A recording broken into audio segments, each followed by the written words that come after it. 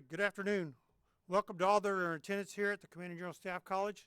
To those of you watching via the distance learning systems to this presentation of the Command and General Staff School and the Command and General Staff College Foundation's co-sponsored InterAgency Brown-Bag Lecture Series. I'm Rod Cox from the Command and General Staff College, and on behalf of my partner, the CGSC leadership, Colonel Tommy Cardoni and Mr. Marv Nichols, it's our pleasure to present this lecture series to enhance the interagency awareness and education. This lecture series is made possible by support from the Perot Foundation. Today's presentation will be recorded for use by the distance learning and satellite students and the interagency practitioners from around the world, and is being live streamed as well on the Blackboard system of the college, so that I ask if you engage in conversation or questions with the presenter that you please move to one of the microphones seats in the auditorium here. The booth will control it. You don't need to touch any of the buttons, but they'll pick up your voice, and that way it'll be heard by the outstations and picked up on the recording. All right, today we're going to learn a little bit about the not so well known organization that serves as kind of a chamber of commerce for federal agencies and provides synergistic services that many agencies find very useful. There are federal executive boards across the country working in major metropolitan areas doing all kinds of things that enhance agencies, federal employees, and their communities. But you might be thinking, okay, what does someone here at the Command and General Staff College in the defense industry who normally studies national security issues care about this? Well, I think there's a couple things you should know about the Federal Executive Board, and you really should care about them. The role that the FEB plays in interagency cooperation and coordination at the local level is unmatched. Our briefer is going to expand upon that. Future CONUS jobs may well put you in a position whereby your mission will require you to work with other federal agencies, both locally and around your community. And it will certainly help that if you know that the Federal Executive Board and its capabilities exist. There'll also probably be the opportunity for you to impact on the quality of life for your soldiers and their families and your communities. And once again, the Federal Executive Board can provide you some avenues to do just that. Lastly, you should know that as a taxpayer that it's great to have entities such as the FEB in existence, because you'll see how they save us and make a more efficient use of our tax dollars that go into the various things that we employ as government agencies. All right, our speaker, Mr. Larry Hisle, has led the Greater Kansas City Federal Executive Board since 2013. He took that position after serving as a senior program manager at the Office of Personnel Management. Mr. Hisle holds a degree from Thomas Edison State University and is very active as a community volunteer in Kansas City. Please welcome the Executive Director of the Greater Kansas City Federal Executive Board, Mr. Larry Hisle. Thank you. Appreciate it. Well, good afternoon, everyone. I understand that we have someone coming in right after 1:30, so I'm drinking lots of water and kind of doing the old Indian method as far as, keep your time, get up early, get off early in this case. So we're going to be succinct, and we're going to teach you a little bit about the FEB and what it is and what it can do for you. So how many of you have heard of the FEB before and not been in one of these presentations? Okay. So we're going to speak today about what it is and also give you kind of some tidbits about the federal presence in the Kansas City metro area. What is FEB? It was established in 1961. Before that time, they realized at that time there's 85% of the federal population was outside the Beltway. They had good communication among the agencies in the Beltway, but they really didn't get out to the field that much. So they established a network where they could actually communicate to the other 85% of the folks out there. Right now it's currently directed by the Office of Personnel Management, and it's located in 28 cities across the country, and we'll kind of show you what that is. As Ron said, it is a way to provide a forum by which federal leaders can collaborate and accomplish shared outcomes. Here are the FEBs. Again, 28 of them, 25 of them are actually active. You see in the Kansas City area we have 38,000 federal employees. Now on top of that, we also have about 4,500 contract employees that work on either in agencies or different posts around there. So the FEBs are going to be located in either regional cities, like Kansas City would be, one of 10 regional cities, or larger areas of federal population. Why is there FEB? Well, Currently, you see all the agencies up here, DOD and all the Social Security, USDA, all reporting directly to the White House or the headquarters in DC or wherever their headquarters might be. So they all have their own mission that they're focusing on. It's my job to herd the cats, to get them to communicate locally so they know what else is going on. It's kind of surprising that even with DHS, you know, DHS is so broad where it's not only Customs Bureau Patrol, but it's FEMA, it's Coast Guard. So a lot of times they don't communicate together. So again, our goal is to try to get them to communicate and collaborate with each other. So, two main things: strengthen the coordination outside DC and closer collaboration among the agencies and help with their mission. The board itself. Now, I'm not the FEB. I am just the officer and the admin, if you will, as far as to make their mission possible.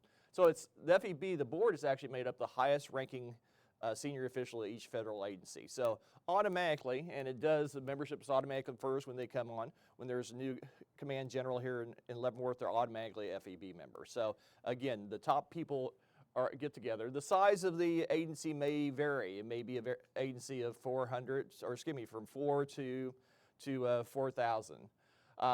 So again, they have an equal partnership on that. We include a board chairperson as well as 3 vice chairs, and it represents not only the civilian, military, but also the postal and law enforcement agencies. Kansas City presence.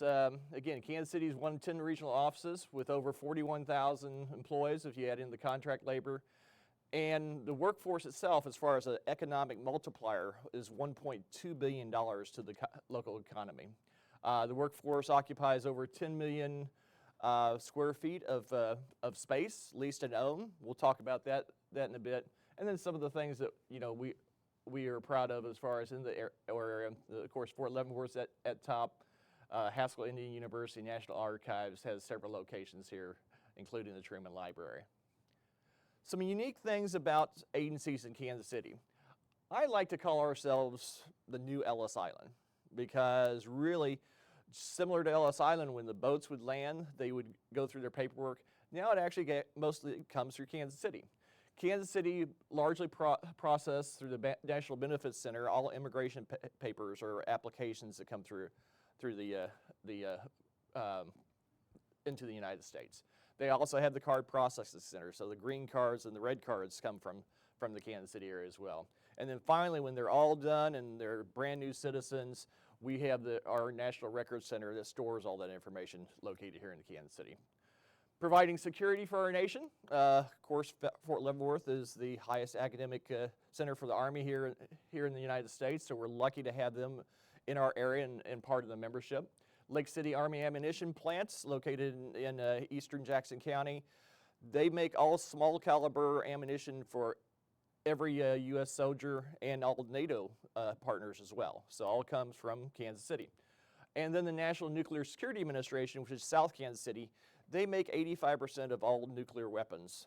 Now, nothing radioactive, but again, that's all made. The instruments that will go into it happens in Kansas City. Watching the Skies, our Olathe Air Traffic Control Center covers 10 states in the western part of the United States. And the National Aviation Severe Weather Center up by the airport actually covers the whole northern hemisphere for all air traffic control, not only just from the U.S., but anything coming in. So if there is a severe weather that's going to affect them, that is all arranged and all identified in the Kansas City area. I also like to call ourselves the nation's checkbook, because not only do we have one of the what will be the last 2 Internal Revenue Service campuses that currently employs 4,000. They're combining from what's now 6 to 2 by 2025, so it will be 1 or 2 left. So they're bringing in the money, but also through the Bureau of Fiscal Service, which is located here in Kansas City, 99.9% of all payments out to the public or to outside countries comes from the Kansas City area, whether it's electronic or paper. Also security, all payments, grants or support come from that industry. And then I can't use the nation's attic because the Smithsonian already has the moniker for that. So I'll call us the nation's storage pod. We have more records retention here in the Kansas City area than any other place across the country. Not only the National Archives, which has 4 locations that they store records, but Social Security, Postal Service, and the IRS all store their national records and their bulk supplies here in the Kansas City area. How we're arranged. Here's our organizational chart. You see, you go from the president to office personnel management. Then we have elected chairperson locally, and those will have then 3 vice chairs. And we work with lots of different committees. There's 10 working committees, and we'll touch on briefly on each of those as we go through there. But currently, I mean, as far as for staff, there's only 2 of us, so we have a lot to do on a daily basis just to try to keep everything up and going. So 3 main things: intergovernmental and interagency collaboration, emergency preparedness, security and employee support, and workforce development support. And we'll share and talk about each of those as we go through there. Again, forum exchange of information between DC. I was talking with someone earlier, was, you know, that they often get messages from the Chico Council or Chief Human Capital Officer out of DC through us than they do from their local entities. So we're going to start with our lines of business. The first one, and probably the most important one, is emergency preparedness, security, and employee safety. Through that, we, as you know, the FEB, we develop emergency dismissal plan. We are part of what we call the 3 a.m. club. That means that there's a heavy snow coming in. We will get up at 3 a.m. and start calling the highway patrols, the weather service, our media partners to see exactly what we have coming in. More often than not, what we'll try to do is we'll get a message out to folks early on to take their computers on, you know, the previous day, take your computers home, and we'll do unscheduled leave or telework. However, if we know that there is going to be a mass snowstorm and it's going to be in the middle of the commuting time, then we may recommend a late arrival, or even, you know, if it's later in the day, an early release. So again, we only make recommendations, but a lot of smaller agencies, that's what they depend upon. They don't have that. You know, OPM does this job in DC. They don't have such entities here. Do we close the federal government? Hardly ever, okay?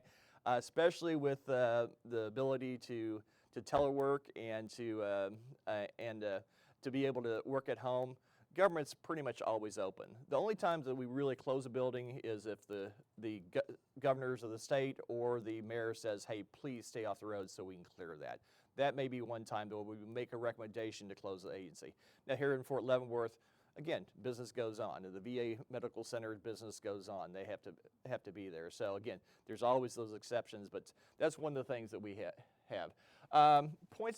Closed points of dispensing. Now, what that is in times of emergency medication relief, we, in the Kansas City area, we have 4 closed pods. And again, imagine that you're at the Chiefs Stadium this Saturday, and there's a plane that sprays anthrax over the stadium. Okay, what do we do? So there's medicine that they can immediately get, but as a federal employee, you would stand in line at the convention center and wait for that medicine. Now, as a civilian employee, all you have to do, if I can find my CAD card, you go into one of our closed pods, which we have 400 trained volunteers. Show them your CAD card, and they will give you medication for yourself, your family, and any other people that you need there. So we were the first city in the country to stand up closed pods just for the federal government. Now, why that sounds self-serving, it actually was a great benefit for the city of Kansas City, because it took 160,000 people off their duty. You know, that's how much that we would take care of for them. So again, we have 400 trained volunteers in that time of need to stand up and do it. Unfortunately, during COVID, we were not able to do that because the shots required a registered nurse. So we do have some of them, but we didn't have enough to actually do COVID. So we were standing in line for the COVID shots for that. We have an emergency notification system. If you know, with a single click of a button, we can notify all of our members and their counterparts. Field Federal Safety Health Council, that is like the OSHA for federal government agencies. So OSHA oversees the civilian workforce. Field Federal Safety Health Council oversees the safety of our employees within the workforce. And then the Kansas City Regional COOP Working Group. I'm sure all of you are familiar with COOP, or Continuity Operations. So what that is with that we have individuals or COOP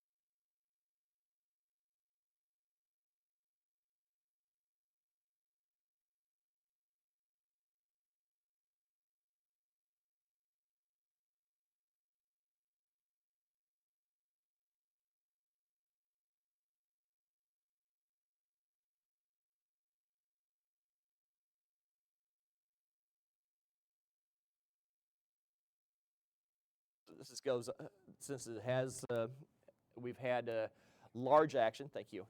Well, if it goes off like it did in the early 1800s, Memphis will be gone.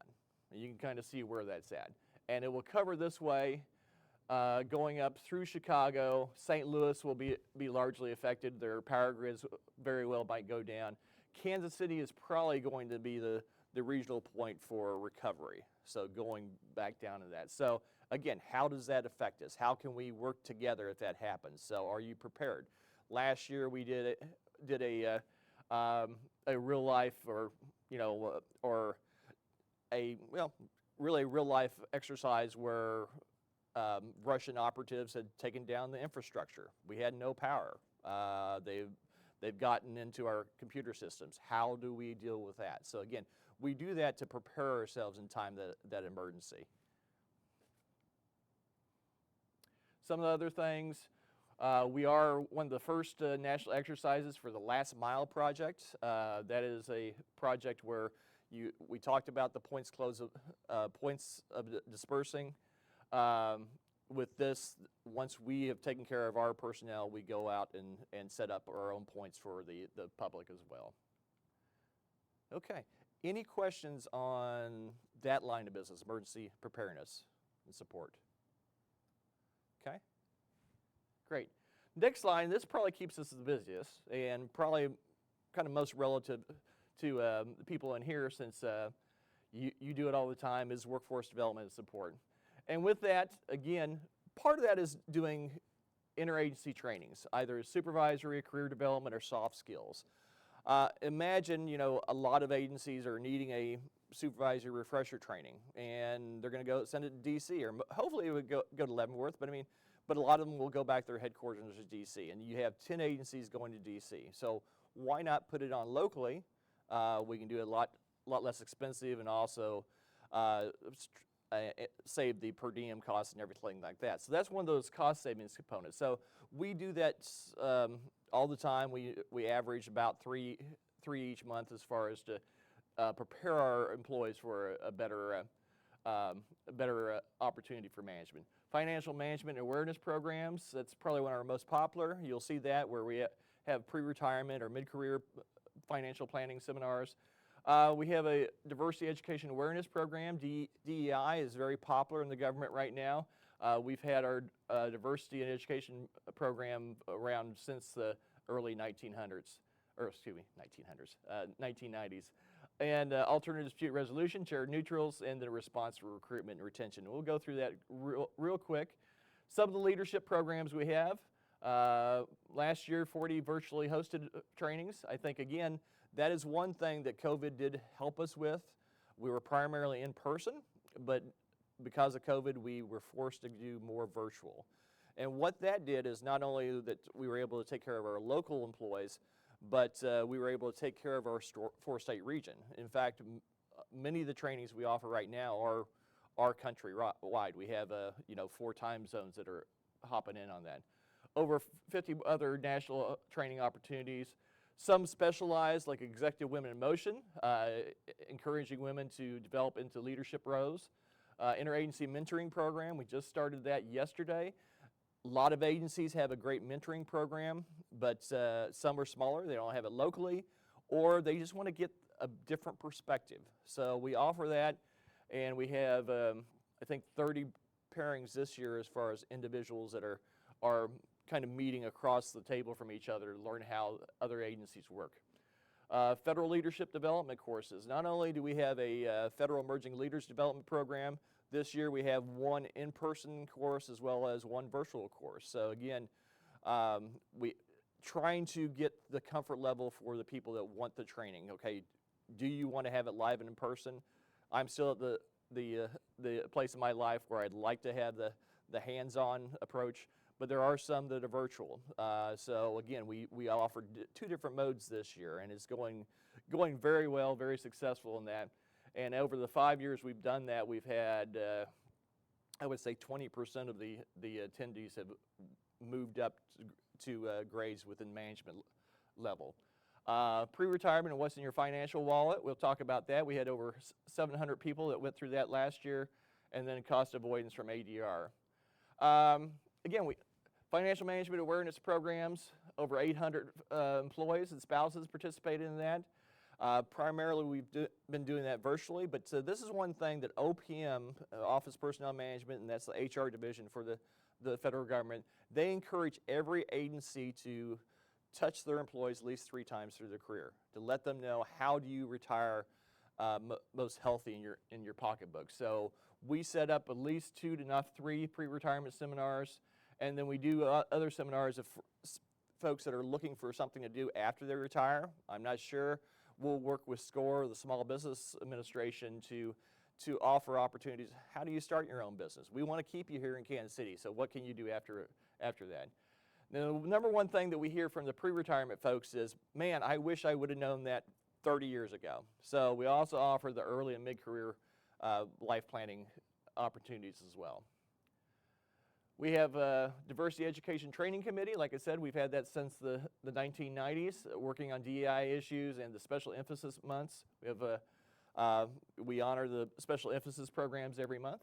Public Employee Recognition Week, we just sent that out yesterday. That is a way to honor those public employees that are out there, not only in different technical fields, but also in the military support and such.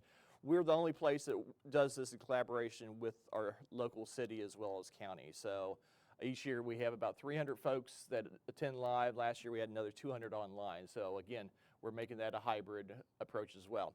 This is a free program. If you have someone that you think has done a great job and deserves to be recognized, you can always go to our website or reach out to me, and we can tell you how to make that recommendation. Alternative dispute resolution. So what that is, and that's been around since 1999 as well. What that is, if you have a workplace conflict in your office, and maybe 2 employees that can't get along, or employee and the supervisor not get along, we can bring a neutral party in there to resolve that conflict. So we have over 70 certified mediators from 29 agencies, so there's no cost to this. They come in, they hear both sides, and they are not judging. They're actually offering suggestions to have each side hear them out. We have over a 70% resolution rate with this program, not only live but also virtually, that they are able to kind of hear both sides, and then that's the third parties. Yeah, there's always 2 sides. Well, actually, there's always 3 sides. There's always that third party. There should be a third party that kind of hears really what's going on, and we're able to if we're able to resolve that itself, each time we resolve one, is over $89,000 in cost savings to the government. Because if it gets to an EEO complaint, that's when the lawyers get in, and that's where the real costs come. So we're very happy to offer that, as well as be able to have such a success. I'm going back. Okay. There we go. a lot, and I'm just going to touch on this briefly because as we go into some later slides, we're going to talk about some of the initiatives we have.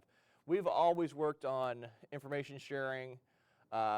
We have a human resources committee to try to get their information out, but also recruiting and retention, being able to recruit a little more within the agencies. We offer internal enrichment programs. So what we've learned also from some of our things is, it's not enough just to meet with the individuals at the college level. We need to get in front of them from the K through 12. One last note, so all the cost avoidance from not only the trainings we posted that would cost extra if they would have done that, and the cost avoidance from the ADR program, close to $2 million back to the taxpayers. Any questions on any of that so far? Okay. So, the last business line, and I should say these are actually what we were, and then we're going to talk about where we're going, was strategic partnerships. And with that, we're the overseer of the combined federal campaign. Of course, that also just wrapped up last week. We are the local federal coordinating committee. We sit on that to help to coordinate the activities, get local charities involved and get them engaged, and encourage people to donate to their favorite charities through CFC. As many of you know, again, the new process is, again, 100% of your donation now goes directly to your charities. There's no cost beyond that because the charities actually pay an application fee up front. So it's a great way that even as retirees, you can donate back to your favorite charity through CFC.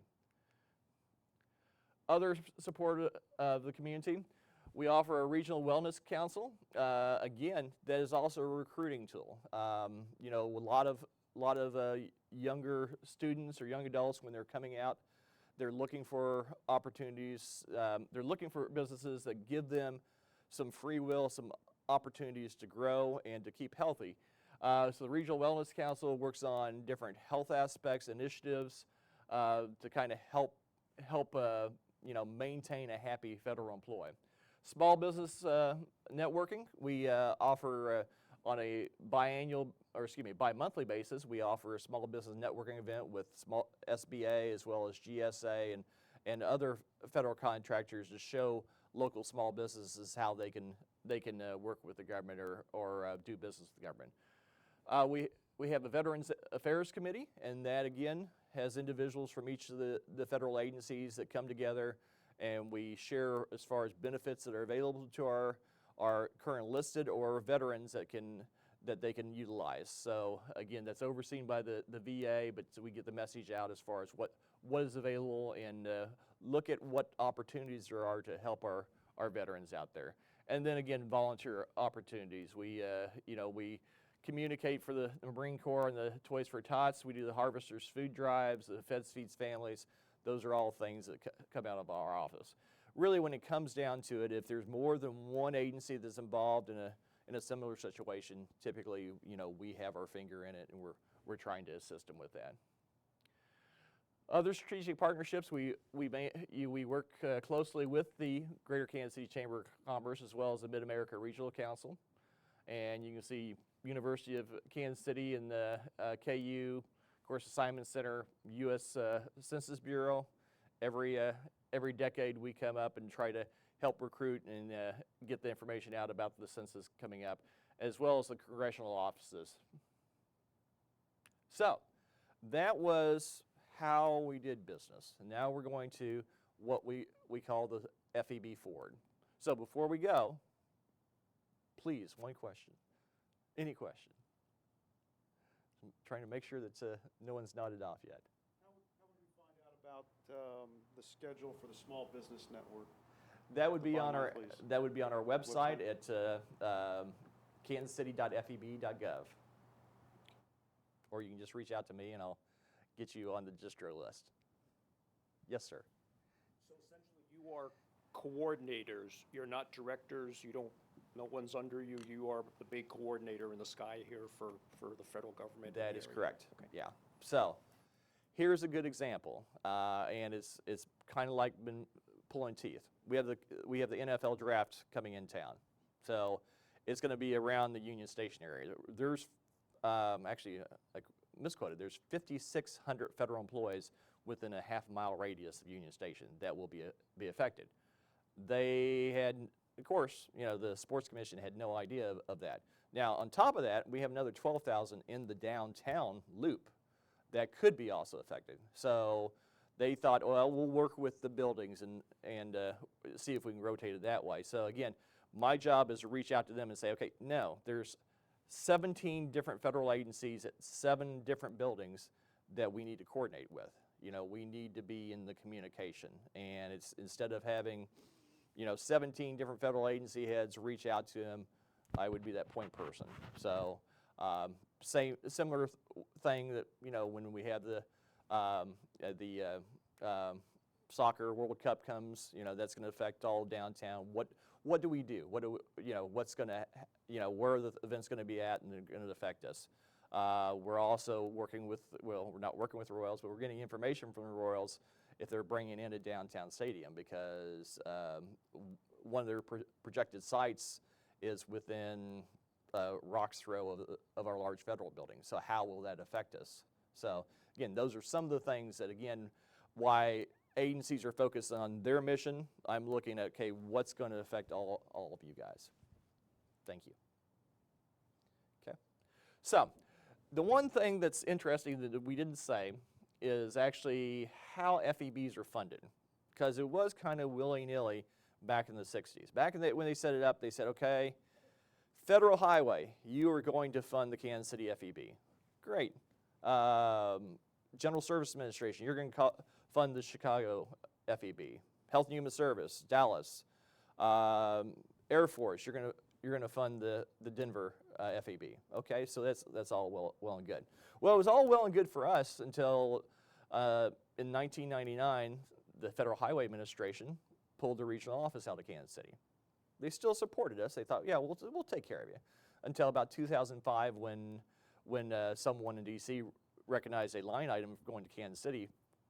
Why are we spending money out there? And that's when they took away the funding. So again, there was never any permanent funding. And we were lucky enough that the FAA and OPM, HR Strategies, actually picked us up and started paying us. So, however, that's not always been the case. We've actually lost FEBs over the years. We've maintained up to 28 FEBs, but we've lost over the years. There's 3 that right now are not active because they don't have a funding mechanism. As it was about a year ago, there was one large agency that you may be fairly familiar with that said, we're no longer funding FEBs. So after years of reminding OPM, this is an issue, you don't have an FEB in New York City because you don't have funding. That's crazy. They came up with a new business line. So as of in the budget this year is a new appropriations bill, and that will fund the going back to 25 different FEBs. So that's where it also makes a little bit of difference as far as, we won't have as much one-on-one aspect, but we'll have more a joint unified effort, which is great. So we're all going to be working on, it used to be, once you've seen one FEB, you've seen one FEB, but now you're going to see more of a standard issue as far as this is how we're doing business. So what I'm sharing with you, you will know as much as I do once you've seen it, because they're still trying to work it all out and seeing how everything is going to work. So our first thing for the new strategic plan, it will be workforce building and succession management strategy. So some of this will look familiar. So we're to anticipate future training and development, and that might work even with the General Staff Command College, the Army Management Staff College. How can we work with that? In the past, we've actually sent individuals up to the Army Management Staff College to participate in that interagency training, to give the military folks a sense of, this is how we do it in the civilian side, just to kind of give you kind of a heads up. So continue to offer unique trainings within the location. We'll continue to support that ADR programs, education, continue to have leadership programs as they go through. But also, we'll survey our membership to ensure the training is relevant. Critical skills. We're looking at the critical skills and what it's going to take for the next development of the new workforce in the future. Working through either former leadership programs or to provide personal development support programs. I think this is the biggest change. And I'm going to spend a little bit of time on this because, again, in Kansas City, we are kind of at the forefront of that already, and that is the recruit, retain, and engage. So currently, lets you know how drastic it is. 50% of all civilian employees can retire within the next 5 years. Okay, 13% of the civilian population is under the age of 30. Now, if you look at specialty areas like IT, only 4% is under 30.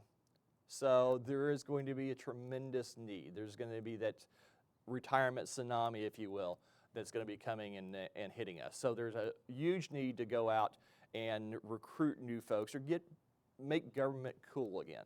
Okay, I think that was one of the things that you saw in the 60s, with the Kennedy administration, service to others. So we're, again, looking back at that program, how cool is it to work for the government? And when you look at it, and when I go out and do presentations, I tell people, the federal government has every type of job under the moon.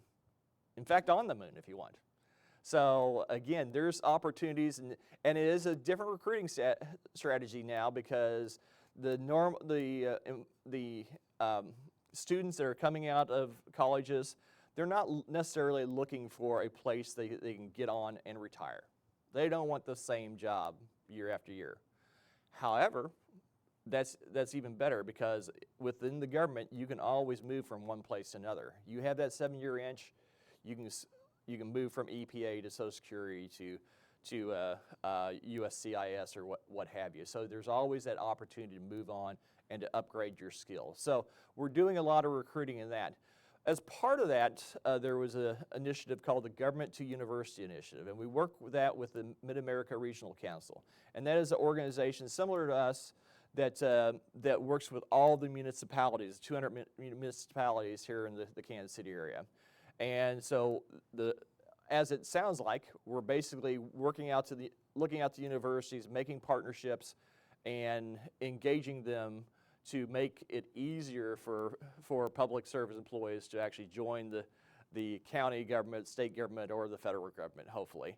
As part of that, as we said earlier, one of the things we've found out already that, a lot of times when they get in college, they think they know what they want. Now, we know that half of the people that go in college don't stay in the same field, but really by the time they get a senior or junior, they're going to stay in that field.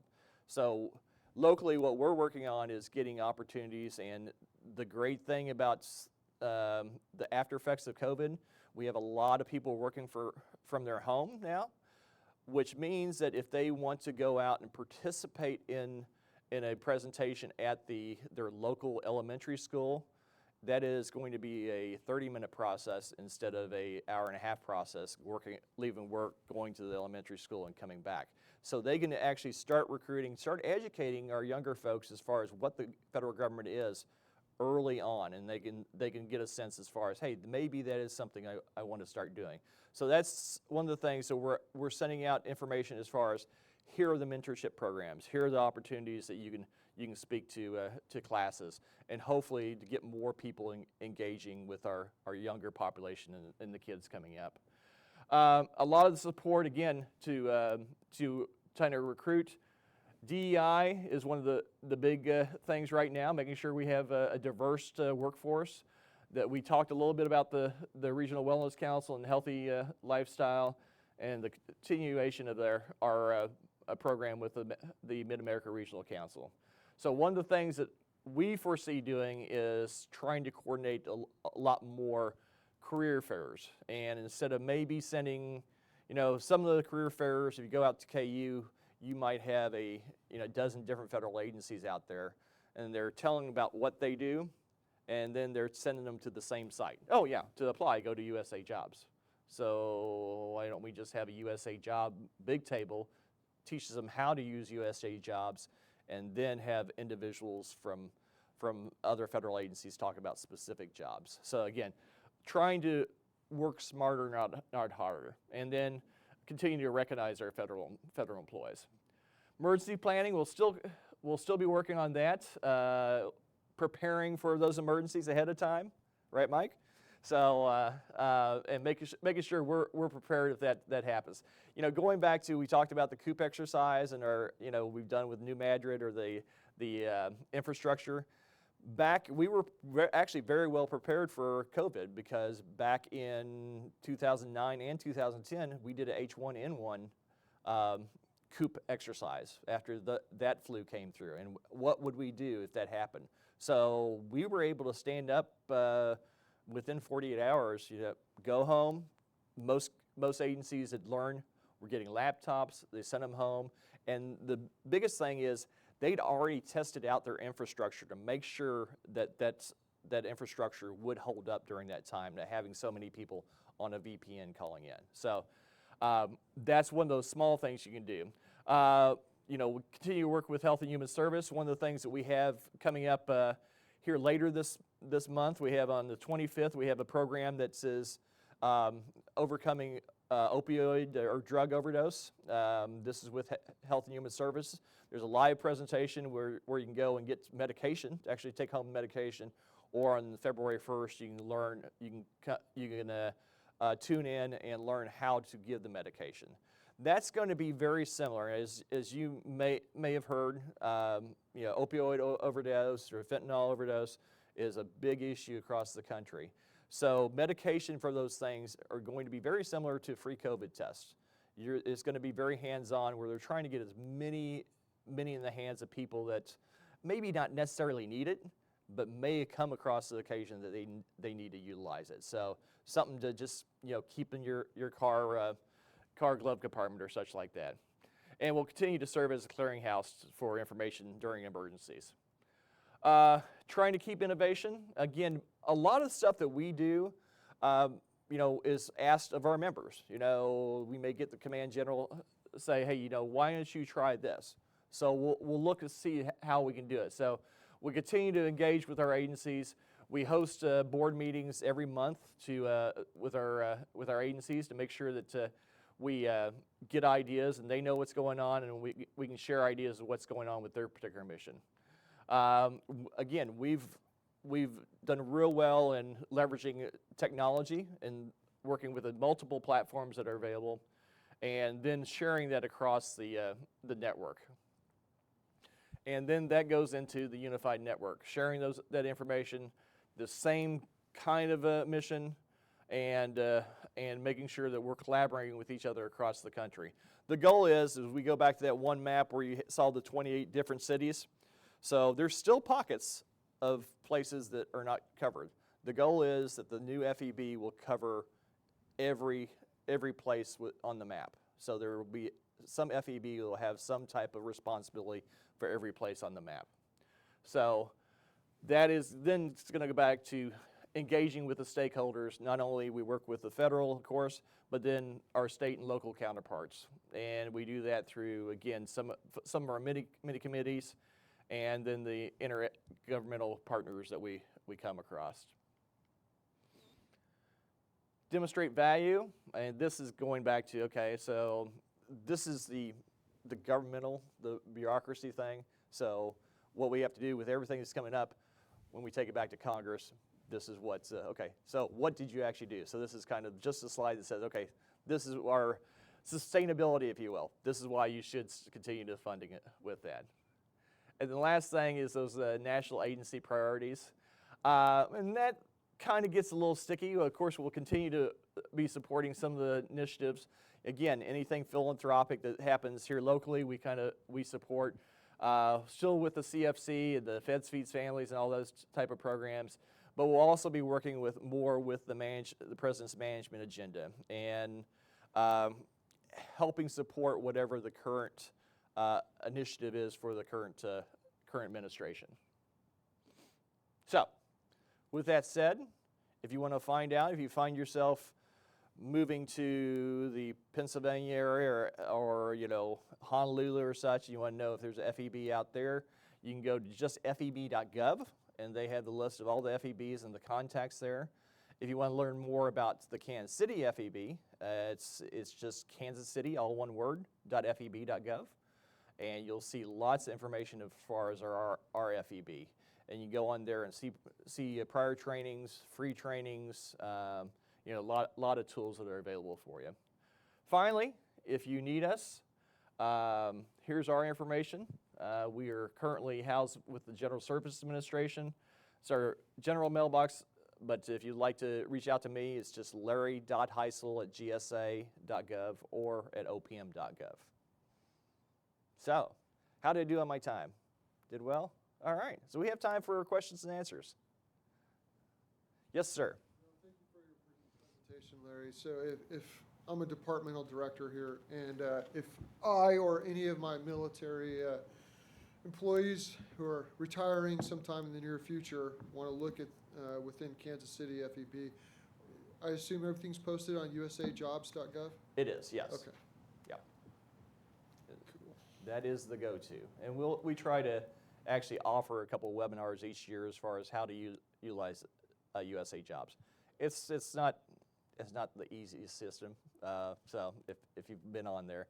One of the things we also do, and that's one of the initiatives from our Veterans Committee, is seminars as far as how to change your military experience over to civilian experience. Because a lot of times someone comes out of the military and, well, I don't have that much experience. This is what I've known, out in the field. Well, actually, okay, this is project management. This is what things you can do. So we try to educate those folks of how to properly apply. Yes, Mike. I noticed you were talking about becoming more innovative. Can you give an example recently where, just say somebody came up with an idea and it was just done overnight, basically? It was so innovative. Yeah. So a few pre-COVID, we used to have an innovation fair, and we actually invited all agencies to submit innovations as far as what they've done. One thing that was very innovative was someone, and this just pops in my mind because it was just simple. In the VA, they gave cameras, or basically, well, it was a camera because they wanted the SIM card, and they would take pictures of open wounds. And if someone came in, they had a lesion on their leg, and they wanted to document that from day one to how they were healing, they would actually take a picture of it. So instead of just noting it on the card, they would actually have a photo. This is what I remember what it looked like. This is what it really looked like. So they actually put in place across all of what would be Vision 15 that program where, okay, yeah, here's cameras. Use that. Then again, they take the SIMS cards out and they can put it in their folder and keep it for an eternity. So a lot of creative ideas just coming from that. So there's a lot of good work coming on. I know that again, as much record keeping as we have here in the Kansas City area, there was a lot of great ideas as far as, hey, why can't we do it like this instead of doing that? We'll be seeing, I know automation is one thing. We have a lot of contractors in our record keeping, but now they're working on actually doing robots. I mean, there's people that came up, this is a program that we can actually have a robot. You're already barcoded. We have a robot pull and take that. So the government is actually getting a little bit more innovative. Yes, sir. Following up on Carl Staines' question about folks retiring out of Fort Leavenworth looking at government jobs in the area. Is it possible, can you link him with the Veterans Committee chair? I can. That regularly meets, and they might have, obviously they're composed of folks that are already veterans for the most part working in federal agencies, talking about what their own programs are at each of their particular agencies, but they would have an idea not only how to translate language, but also openings and possible job opportunities for folks. Yep. So you Absolutely. can provide that? Yep. Sure. Any other questions? Any speculations? I always like the speculations. Yeah, well, why does the government do this? And I can give you an idea, but my idea, but not you have to turn off the camera for that. Okay. Well, I'd like to thank you all for having me out today. Hopefully I gave you a little bit more information. If you ever have a question, or if you're trying to find an agency, one of the biggest things that we do is that we're kind of the Rolodex for federal government agencies. So if you're looking for a contact within EPA or Social Security or such, I can usually find that for you. So feel free to reach out to me. Email is always best, so I can keep track of all those messages. And I will help you in any way possible to support your mission. I work for you, not the opposite way around. So let me know what I can do for you. Okay. Thank you. Thank you, Larry. Yep. Thank you. Appreciate it. On behalf of the foundation and the college, we're very glad you came up and shared this information with us. Our next brown bag will be on 9 February. Watch for the announcements of the who's going to be presenting and the location there, because we got a few changes in flux here with the college. Hope to see you at 9 February. Once again, thank you for joining us. See you next time.